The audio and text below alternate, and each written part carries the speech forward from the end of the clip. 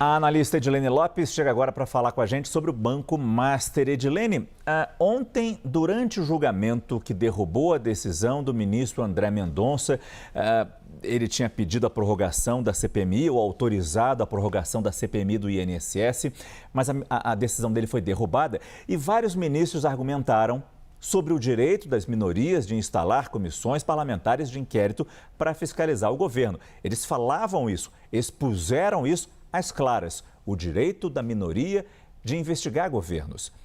Essas falas estão sendo vistas por alguns parlamentares como indícios de que agora o Supremo poderia estar disposto a impor a instalação de uma CPMI sobre o Banco Master. Lembrando que o ministro Cristiano Zanin recusou pedido semelhante há poucos dias com uma alegação um tanto política.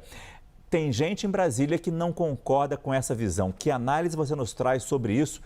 Boa noite, Edilene.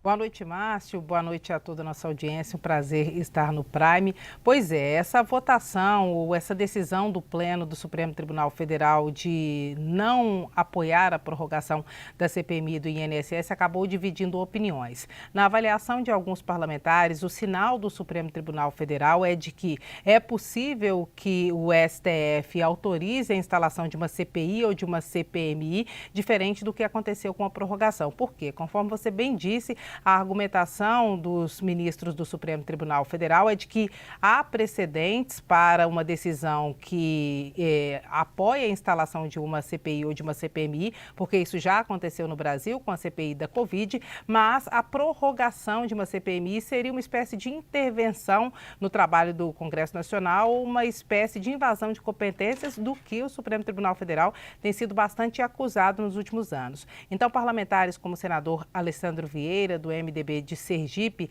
acredita que a CPI, que está tendo coleta de assinaturas no Senado Federal para o caso do Banco Master, possa ser autorizada pelo Supremo Tribunal Federal, considerando o precedente da CPI da Covid e também o direito da minoria de ser contemplado no seu pleito. Isso é no Senado. Agora, na Câmara dos Deputados, também existe um pedido de instalação de CPMI, que é uma comissão conjunta entre a Câmara e o Senado, e tem muitas assinaturas, mais do que é o previsto inicialmente, e Carlos Jordi, que é o autor desse requerimento, também entrou com um pedido de um mandado de segurança e acredita que o Supremo Tribunal Federal possa autorizar. E por que ele acredita? Justamente porque há precedentes e, na avaliação dele, a delação de Daniel Vorcaro fortalece a instalação de uma CPMI, porque seria uma produção de um conjunto probatório que poderia reforçar o que Vorcaro disser na sua delação, ou então pode trazer informações que ajudem a complementar os questionamentos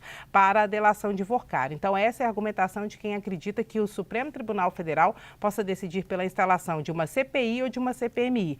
Mas há também quem acredite no contrário. Alguns parlamentares, e principalmente da base do governo, veem que o STF sinalizou que não vai mais intervir no trabalho do Congresso Nacional, ou seja, vai afastar essa ideia de invasão de competências. Então, que isso enfraqueceria a possibilidade de uma decisão para a instalação de uma CPMI. É importante a gente frisar também que, no final das contas, o que André Mendonça fez foi uma espécie, ou soou como uma espécie de pegadinha para os colegas. Quando ele tira do plenário virtual essa votação do Pleno para a prorrogação e coloca no plenário físico, faz com que seus colegas tenham que argumentar e essa argumentação seja vista e assistida. Então, colocou claramente o argumento de cada um dos ministros, que eles não podem usar contrariamente, ou então serão acusados de estarem não autorizando a instalação de uma CPI e de uma CPMI, fazendo uma autoproteção do próprio Supremo Tribunal Federal, que está no centro deste furacão. Márcio.